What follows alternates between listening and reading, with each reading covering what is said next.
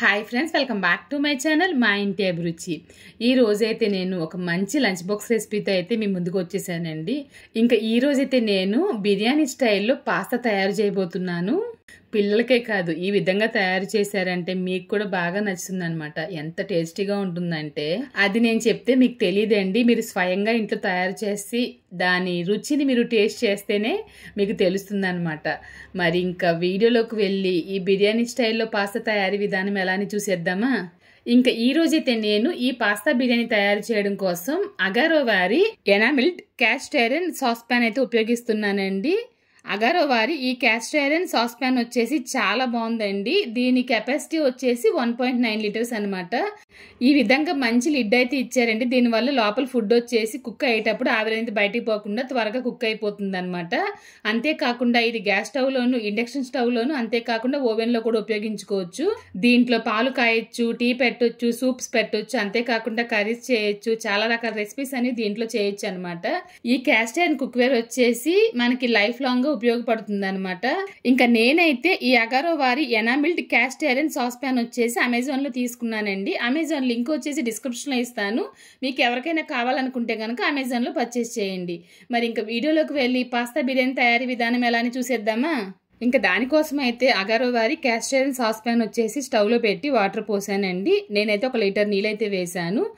నీళ్లు పోసిన తర్వాత మూత పెట్టేసామంటే కనుక మనకి ఈ వాటర్ వచ్చేసి త్వరగా మరుగుతుంది అనమాట. ఈ క్యాస్ట్ ఐరన్ కుక్వేర్ ఏంటంటే మనకి హీట్ని ఈవెన్గా స్ప్రెడ్ చేయడం వల్ల త్వరగా కుకింగ్ అనేది అయిపోతుంది. నీళ్ళు అయితే ఇక్కడ బాగా మరిగాయి కదా.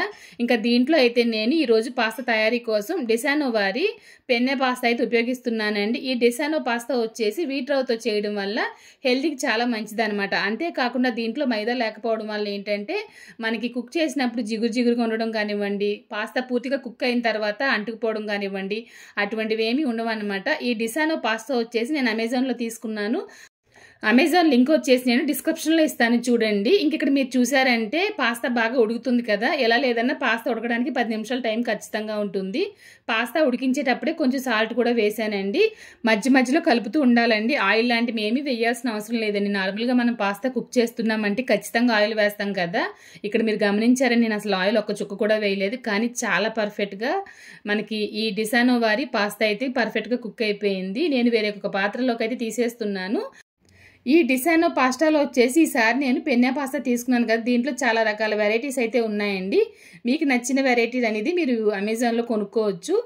ఇక్కడ మీరు చూసారంటే పాస్తా మొత్తంగా వేరే ఒక గిన్నెలోకి అయితే తీసేస్తున్నాను. పాస్తా వచ్చేసి మంచిదా కాదా అని చెప్పేసి చాలా మందికి ఒక డౌట్ ఉంటూనే ఉంటుందండి. ఇది పూర్తిగా వీట్ రవ్వతో చేశారు కాబట్టి హెల్దీ అనమాట. ఇప్పుడు అదే సాస్ ప్యాన్లో కొంచెం ఆయిల్ వేస్తున్నానండి. మీరు బటర్ కూడా కావాలితే వేసుకోవచ్చు అనమాట. ఇప్పుడు దీంట్లో 2 మీడియం సైజు ఉల్లిపాయలు సన్నగా కట్ చేసి వేస్తున్నాను. ఒక పచ్చిమిర్చి వేసాను. కొంచెం కరివేపాకు వేసి బాగా ఫ్రై చేయాలి.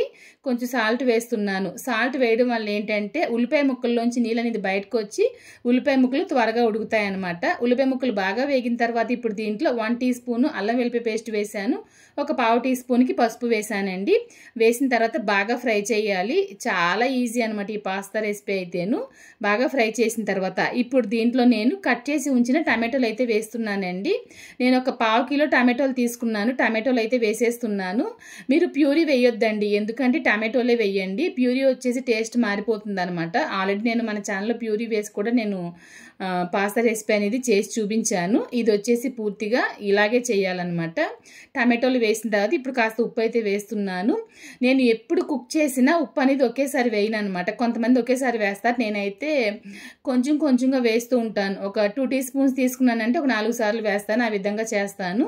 మీరు ఉప్పు వేసేటప్పుడు మీ రుచికి తగ్గట్లుగా అడ్జస్ట్ చేసి వేసుకోండి. ఒకసారి బాగా కలిపి ఒక హెవీ అయిన లిడ్ ఇచ్చారు కదా, మూత అయితే పెట్టేశానండి. ఇక్కడ మీరు చూసారంటే చాలా పర్ఫెక్ట్గా టమాటో అయితే కుక్ అయిపోయిందండి. ఇలా ఉంటే చాలన్నమాట. ఇప్పుడు దీంట్లో మసాలాలు అయితే వేయాలి. నేను ఇంక ఈరోజు మసాలాలు ఏం వేస్తున్నానంటే కారం వేస్తున్నాను, ధనియాల పొడి వేస్తున్నాను, చికెన్ మసాలా వేస్తున్నాను. అంటే గరం మసాలా లేదనమాట. గరం మసాలా ఉంటే కనుక మీరు గరం మసాలానే వేసుకోండి. కారం 2 టీ స్పూన్లు వేసాను. ధనియాల పొడి వచ్చేసి 1 టేబుల్ స్పూన్ వేసాను. ఆ గరం మసాలా ఉంది కదా, అది వచ్చేసి 1 టీ స్పూన్ వేసాను అనమాట. తర్వాత వచ్చేసి ముఖ్యమైనది ఏంటంటే మ్యాగీ మసాలా వేస్తున్నాను. మనకి ఇప్పుడు బయట ఫ్రై రెసిపీలో అంతా వేసుకోవడానికి చెప్పేసి మ్యాగీ మసాలా అమ్ముతున్నారు కదా, అది వేస్తున్నాను అనమాట. మ్యాగీ మసాలా వచ్చి ప్రమోషన్ కాదండి, మామూలుగా దీంట్లో బాగుంటుందని చెప్పేసి వేస్తున్నాను. వేసిన తర్వాత బాగా కలపాలండి. ఒక నిమిషం కానీ 2 నిమిషాలు కానీ అలా కలుపుతూ ఉన్నారంటే ఆయిల్ అనేది సెపరేట్ అవుతుందనమాట. ఇప్పుడు దీంట్లో ముందుగా మనం ఉడకబెట్టి ఉంచిన డిసానో వారి పెన్నె పాస్తా అయితే వేస్తున్నాను.